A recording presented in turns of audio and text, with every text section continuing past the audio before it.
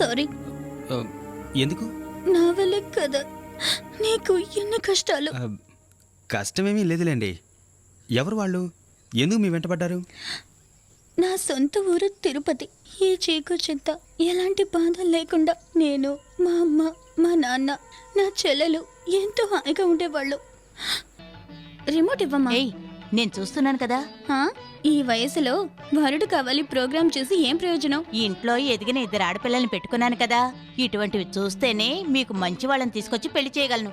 అమ్మా, కొద్ది రోజులు సైట్ కొట్టుకుంటూ ఎంజాయ్ చేస్తాం. సరిపోయింది. అది నచ్చలేదా నీకు? బాగా చెప్పావు. సైట్ అంటే ఏంటక్క? కంప్యూటర్ లో పవన్ కళ్యాణ్ ఫోటో చూసి ఎగిరి గంతులేస్తావు కదా, దాన్ని సైట్ అంటారు. నువ్వు అంతే. నాగార్జున ఫోటో ప్రాజెక్ట్ నోట్ లో ఉంచుకుంటావు. మేమేమన్నా అడిగామా?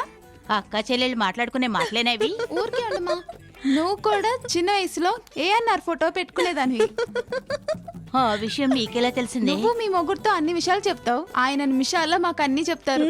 అంతేకాదు, ఆయన కూడా వాణిశ్రీ, శ్రీదేవి ఫోటోలు పట్టుకుని తిరిగిన విషయాల్ని కూడా మాతో చెప్పారు. గొప్ప తండ్రి, ఆయనకి తగ్గ కూతుళ్ళు. ఇలా చూడు, పిల్లలతో ఫ్రెండ్షిప్ గా ఉంటేనే ఫ్యామిలీ హ్యాపీగా ఉంటుంది. కరెక్ట్.